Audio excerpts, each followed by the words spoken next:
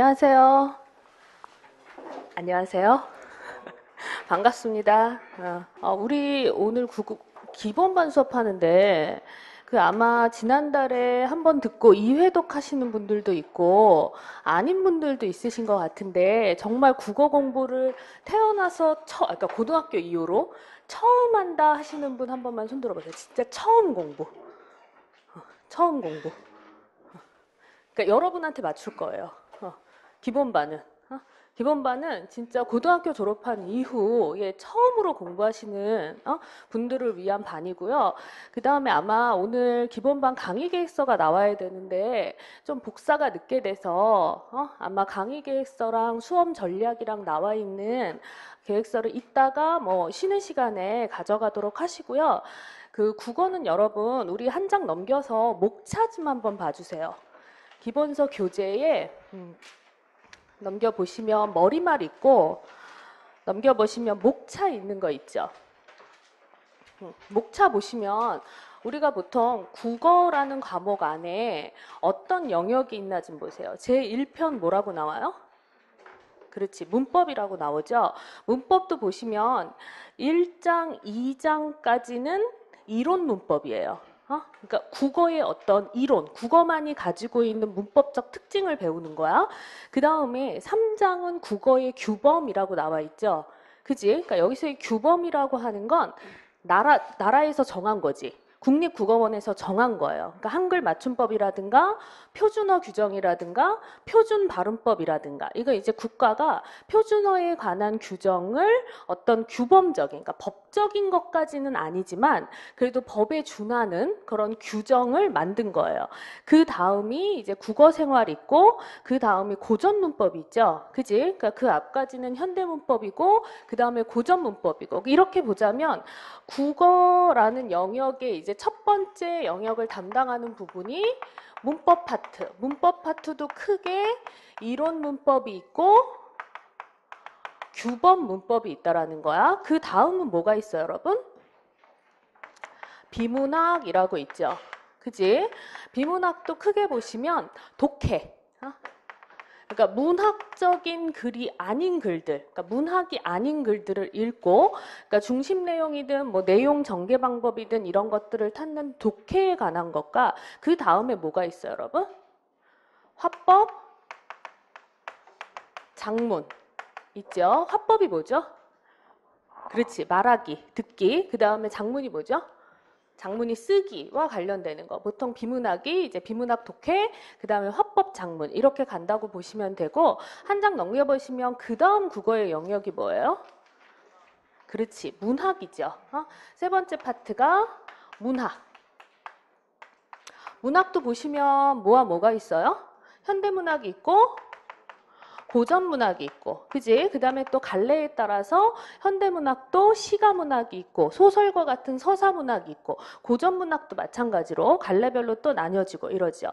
그래서 보통 국어의 영역은 국어라는 과목 안에 문법, 그 다음에 하나 더 첨가하자면 어휘.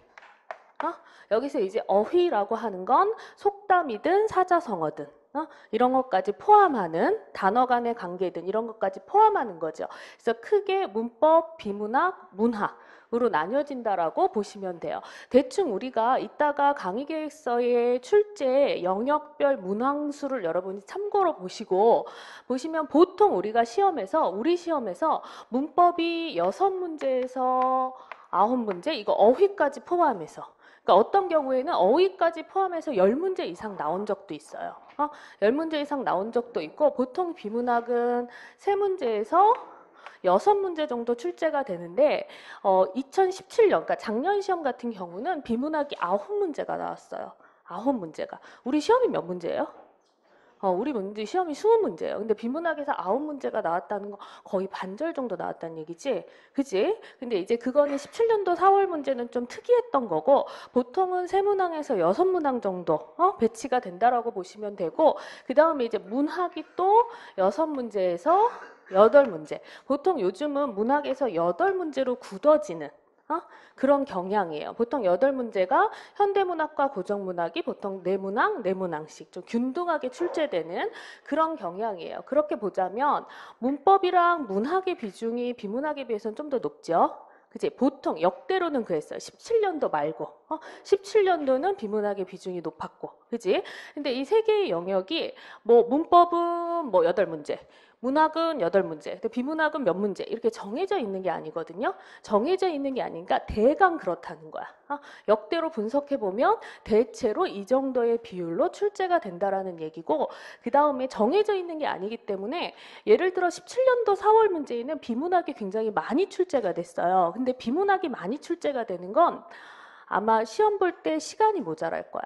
그지? 우리가 보통 20문제를 20분에 풀어야 되는데 보통 국어 문제를 20분에 못 풀죠. 그지? 근데 비문학은 문제의 난이도와 상관없이 어쨌든 그 지문 자체를 읽어야 되잖아. 그지? 읽어야 되기 때문에 시간이 많이 모자랐던. 그러니까 시간 배분이 아마 점수에 당락이 됐던, 관건이 됐던 그런 시험이었고, 그에 비해서 올해 4월 문제 같은 경우는 비문학이 3문항이 출제가 됐었어요.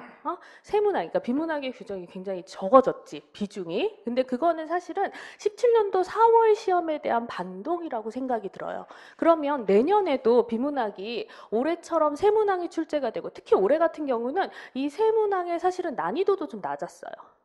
그러니까 별로 어렵지 않게 출제가 됐다라는 얘기야. 비문학 문항 자체가 양도 적었고 문항 수도 적었고 난도도 어렵지 않았다라는 얘기예요. 그지? 근데 그게 그럼 올해 그랬다고 해서 내년 시험도 그대로 유지될 것이나 그건 아니라고 생각이 들어요.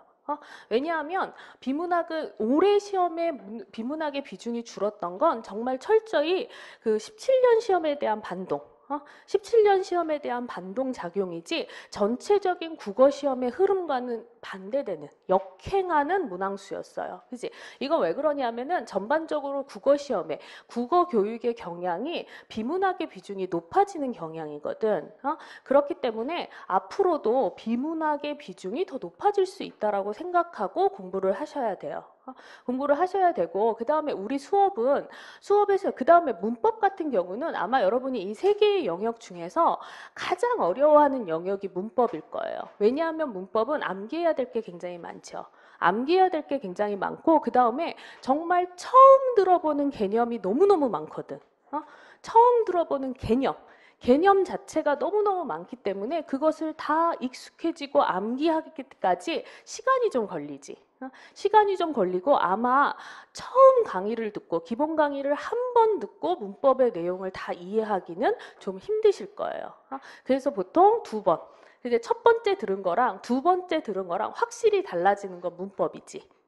문법이에요. 근데 우리 시험의 특징은 뭐냐면은 문법은 굉장히 이 6문제에서 9문제 혹은 10문제 이상 나오든 간에 어찌 됐던 간에 가장 기본적인 원칙을 물어요.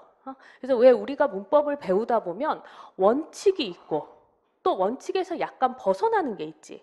그지? 원칙에서 벗어나는, 그러니까 원칙으로 설명할 수 없는 어떤 예외적인 현상들이 나오거든. 그지? 근데 우리가 읽다 보면은 원칙은 뭔가 규칙이 있으니까 이해를 해. 근데 예외되는 건 어떻게 해야 돼? 그건 예외니까 사실은 좀 암기를 하셔야 되거든요. 근데 우리가 자꾸 보면은 그 예외적인 것만 막 암기하시는 분들이 있어. 근데 실제 우리 시험은 예외보다는 원칙. 그치? 그 다음에 막 심화된 이론보다는 기본에 초점이 맞춰져 있어요. 기본에. 그래서 실제로 시험을 보시면 문법 부분에서 별로 틀리지 않아. 그러니까 공부를 좀 어느 정도 한 사람들은. 그래도 좀 합격선에 있는 사람들은 문법 부분은 별로 틀리지 않아요. 근데 이거는 특히 올해 같은 경우도 문법이 한 8문제, 9문제, 고전 문법까지 9문제 나와서 올해 시험도 문법이 참 많이 나온 시험이었는데, 그리고 좀 많이 나왔던 시험인데, 근데 문법의 난이도가 그렇게 높진 않았거든요. 근데 난이도가 높지 않으면 또 어떤 일이 벌어지냐면은 실수하기 쉬워. 실수하기. 근데 한 번만 잠깐 실수하면 그건 그냥 틀리는 거잖아. 왜 우리가 시험을 보다가 처음에 문제를 볼 때 예를 들어 뭐 3번이라고 내가 잘못 생각했어. 그랬다고 해서 뒤에 시간이 좀 남았어. 그래서 그 문제를 다시 본다고 할지라도 중간에 쉽게 교정되지 않아요. 처음에 내가 그걸 오답으로 찍었으면 그 시험이 끝날 때까지 혹시 그 문제를 다시 보더라도 약간 뭐 아리까리해서 별표를 쳐놨다고 하더라도 교정되지 않아요. 그래서 문법 부분은 기본에 충실하게 해야 되시고 개념 같은 것을 좀 정확하게, 그지? 그 다음에 나중에 수업을 하다 보면은 예외보다는 뭐가 중요하다? 원칙이 훨씬 더 중요해요. 그지? 원칙이 훨씬 더 중요하다라는 거에 초점을 맞춰주시고, 그 다음에 비문학 같은 경우는 여러분 그 개인적 편차가 굉장히 심하죠. 그러니까 비문학은 우리가 뭐 암기를 해야 된다거나 이런 게 별로 없잖아요. 그지? 아마 우리가 뭐 17년도에 나왔던 혹은 올해 18년도에 나왔던 비문학 문제를, 우리 시험에 나왔던 문제를 내가 지금 당장 아무것도 우리가 국어 수업을 안 하고 나서 여러분한테 내가 문제를 주고 나서 풀어봐라 해도 아마 여러분 문법은 못 풀 거야. 문법은 못 풀어도 비문학은 풀 거야. 그지? 왜? 우리 한글은 띄었으니까. 그지? 한글은 아니까 읽고 뭐 윗글의 내용과 일치하는 것, 일치하지 않는 것, 그 다음에 윗글에서 뭐 글쓴이가 주장하는 거 이런 것들 찾을 수 있죠. 그지? 찾을 수 있을 거야. 그리고 오히려 잘하는 사람들도 있을 거야. 그건 본인이 가지고 있는 독해력이 좋으신 분들은 본인이 좀 학교 다닐 때도 국어를 좀 좋아했고, 그지? 그 다음에 글을 읽는 것을 별로 싫어하지 않았던 사람들은 이 비문학을 가지고 있는 자기의 독해력에 의해서 그냥 풀 수 있는 문제들이 굉장히 많을 거예요. 근데 자기가 독해력이 없는 사람들, 그런 사람들은 정말 꾸준히 연습하셔야 돼요. 그리고 국어의 학습 곡선은 이렇게 정비례해서 올라가지 않아요. 이렇게 올라가지 않는다는 얘기는 내가 시간 1회도 그랬어, 2회도 그랬어, 3회도 그랬어. 내가 국어 공부에 시간을 투자한 만큼 정비례해서 이렇게 올라가지 않아요. 국어의 학습 곡선은. 이렇게 올라가지 않는다는 얘기는 국어는 암기 과목은 아니라는 거야. 국어는 암기 과목은 아니기 때문에 그래요. 그래서 오히려 여러분 뭐 처음 오신 분들은 월요일 날 모의고사를 봤었죠? 그지? 월요일날 모의고사를 봤었지? 몇 점 맞았어요? 몇 점 맞았어? 뭐 50점도 맞은 사람도 있을 거고 뭐 70점도 맞은 사람이 있을 거고, 근데 예를 들어 내가 처음 와서 아무것도 모르고 풀었을 때 50점을 맞았어. 혹은 뭐 50점을 맞았는데 다음 달에 40점을 맞는 건 아니지. 이건 얘가 적절하지 못하고, 예를 들어 70점을 맞았어. 그러면 다음 달에는 어때야 돼?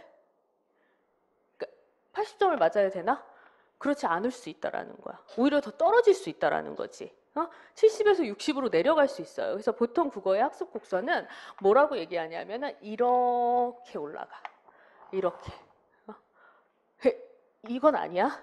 이렇게 이렇게 갔다 뭐 점프를 하든 뭐 그건 개인적 편차가 있겠지만 보통 이렇게 올라가다가 이렇게 정체되는 부분이 있어요. 아무래도 안 올라가는 부분이 있지 점수가 안 오르는, 그지? 그래서 어떻게 보면은 막 아마 한국사 같은 과목이 가장 암기 과목이기 때문에 공부하는 대로 이렇게 점수가 올라갈 거야, 그지? 점수 하는 대로 이제 뭐 이게 약간 학습의 재미는 있지. 공부하는 재미는 있는데 국어는 사실은 그렇지는 않아. 이거는 암기 과목이 아니기 때문에 이렇게 가다가 정체되는 부분이 있고, 그러니까 이 부분을 여러분이 사실은 잘 극복하셔야 돼요.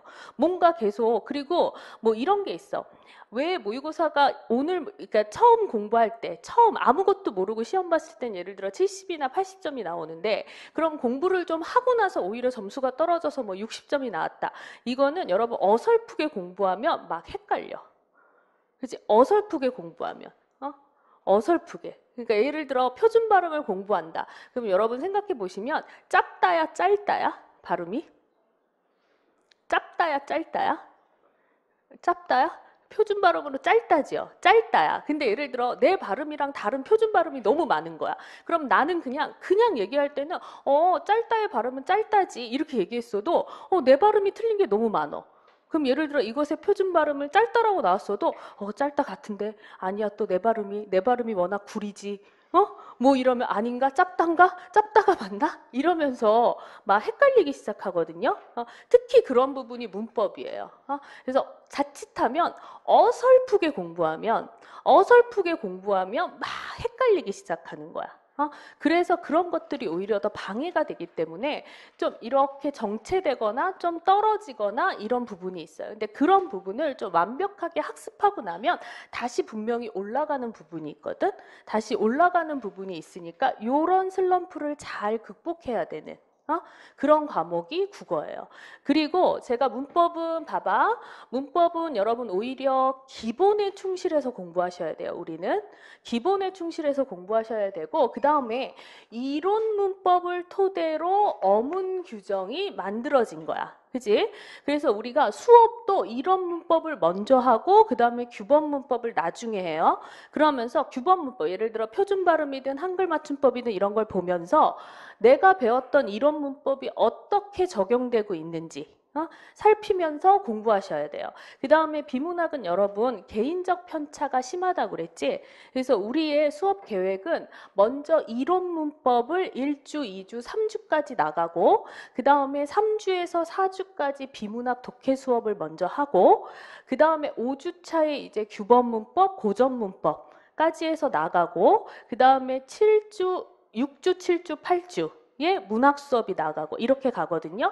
그러니까 문법 수업 중간에 비문학이 사이에 들어가 있다라고 보시면 돼. 근데 문법 수업 중간에 그러니까 한 3주차, 4주차 될 때 비문학 수업을 먼저 하는 이유는 뭐냐면 어찌됐건 간에 비문학 독해에도 뭔가 뭐 방법 혹은 기술 이런 게 있겠죠. 그지? 방법적인 그런 것들이 있을 거 아니야. 근데 이제 우리가 한글은 띄었기 때문에 그리고 우리는 모국어 화자니까 내가 비문학 글을 읽고 어쨌든 읽고 문제는 풀 수 있을 거야. 읽고 문제는 풀 수 있어도 그래도 그거는 그냥 읽고 푸는 거고 나름대로 우리가 시험을 대비하는 독해 원리가 있을 거 아니에요. 그치? 이 원리를 먼저 이 중간에 학습하고 나서 비문학이 문법 사이에 들어가는 이유는 여러분이 비문학 독해를 연습할 시간을 좀 주기 위해서예요. 시간을 주기 위해서. 그러니까 난 3주, 4주에 비문학 수업이 들어가고 나면 그 다음 달은 이제 비문학 연습과 같이, 그다음 문법 진도 나가는 것과 같이 비문학 독해 연습을 하시라는 거야. 그러면서 자신의 독해 수준을 좀 판단해 보세요. 내가 비문학 독해를 좀 잘하는지 아니면 많이 부족한지. 근데 많이 부족한 사람은 개별적인 연습을 좀 많이 하셔야 돼요. 개별적. 왜냐하면 특히나 비문학은 암기가 아니기 때문에 자기가 계속 연습해야 돼. 그러니까 독해력은 하루아침에 올라가지 않아요. 그러니까 꾸준히 연습하셔야 된다는 거에 초점을 맞추고 그 다음에 문학 부분이 있는데 사실은 우리 시험에서 20문제 중에서 매년 가장 고난도의 문제, 가장 오답률이 높은 문제는 거의 문학에서 출제가 돼요. 문학에서 나왔어요. 그러니까 우리 시험은 문학에 해당하는 문제가 사실은 다른 직렬에 비해서 어렵게 나온다라는 특징이 있어요. 그래서 문법은 그냥 기본에 충실하시고 오히려 좀 더 심화되게 공부해야 될 영역은 문학 부분이에요. 문학 부분. 그치? 그리고 원래 우리가 한 15년도까지는 왜 문학에도 우리 차례에도 목차에도 나와 있지만 시가 있고 소설이 있다고 한다면 15년도까지는 주로 시가 문학이 출제가 됐었거든요. 그러니까 현대시가 훨씬 더 많이 출제가 됐어. 근데 16년, 17년, 18년 들어서면서 16년 이후부터는 시가 문학과 서사 문학이 거의 균등하게 출제가 되거든요. 균등하게. 그지? 그러니까 요즘은 이제 서사 문학까지 좀 더 깊이 있게 공부해야 될 특징이 있다라는 거에 유의하세요. 근데 이제 문학은 여러분 여학생들이 좀 더 훨씬 잘하지? 인정? 안 인정? 인정? 저 여학생들이 그러니까 전반적으로 좀 더 잘 이해하는 그런 특징이 있죠. 그래서 어떤 남학생들이 와서 이제 상담을 하거나 이러면 문학을 너무 못하겠어요. 막 이렇게 얘기를 하거든. 근데 내가 그렇게 얘기하거든. 야, 그나마 우리 직렬은 남자 여자 구분돼서 뽑지. 우리 구분해서 뽑잖아. 그러니 얼마나 다행이냐. 그러니까 여자랑 경쟁하는 게 아니잖아. 그러니까 얼마나 다행이냐. 그냥 열심히 해. 그렇게 얘기를 하거든요. 그래서 매우 훌륭한 거다. 매우 다행인 거다. 이렇게 생각하고 공부를 하라고 그렇게 얘기하고 그런 거 진짜 정말 다행인 거야. 만약에 여러분이 우리 국어만 놓고 아마 영어도 그럴걸? 여러분이 여자랑 남자랑 다 통합해서 남자 여자 구분하지 않고 뽑는다고 해봐. 니네 다 떨어져. 그치? 이 남하고도 다 떨어져. 그럴 거야. 그리고 아마 평균도 훨씬 올라가고. 그럴 것 같지 않아? 인정? 인정? 야, 남자 인정 안 하는 거야? 남하고들 인정 안 하는 거야? 인정해야 돼, 이거. 이건 진짜 사실이야. 그지? 그러니까 얼마나 다행인 건가 생각하고, 열심히 하세요. 그렇게 가고요. 그렇게 가고, 그 다음에 여러분 아침에 데일리 테스트로 우리 실강생들은 학원에 오시는 분들은 어휘 테스트를 하죠. 그지? 근데 아마 처음 오신 분은 어휘집이 아직 안 나왔을 거야. 그지? 어휘집이 있는데, 어휘집이 안 나왔는데 아마 다음 주 한 월화수는 아니고 다음 주 좀 금 이후 예 나올 거니까 그때 보시고 그 다음에 동영상을 들으시는 분들은 그 어휘집이 우리가 딱 2달 코스잖아요. 기본반이. 그지? 딱 2달 코스여서 매일매일 그러니까 하루에 해야 될 분량, 하루에 외워야 될 예를 들어 한자성어, 속담, 뭐 맞춤법이든 아니면 구별해야 될 단어들 이런 것들 있지? 이런 것들이 정리되어 있고 바로 뒤에는 그러니까 본인이 혼자서 자가 테스트할 수 있는 그렇게 정리되어 있으니까 동영상으로 집에서 공부하시는 분들은 본인이 이제 어휘 부분을 그걸 가지고 좀 본인이 스스로, 그러니까 주별 단위로 되어 있거든요. 그러니까 8주차로 정리되어 있으니까 본인이 좀 연습을 하시도록 하세요. 그지? 그래서 아마 이 어휘집도 여러분 보시면 알지만 사실은 제일 많이 나오는 게 한자성어거든요. 근데 한자성어도 앞부분은 기역, 니은, 디귿, 가나다라 순서로 정리되어 있고 뒤로 가면 갈수록 주제별로, 그러니까 앞부분에 나왔던 게 다시 반복되지. 그지? 그러니까 다시 반복되는 형태로 되어 있어요. 그래서 그냥 8주 동안 매일매일 꾸준히 하면 특히나 한자성어 같은 경우는 어느 정도 정리가 될 수 있을 거예요. 그리고 구별해야 될 단어 같은 경우도 그렇고 그래서 그렇게 정리를 하시도록 하세요.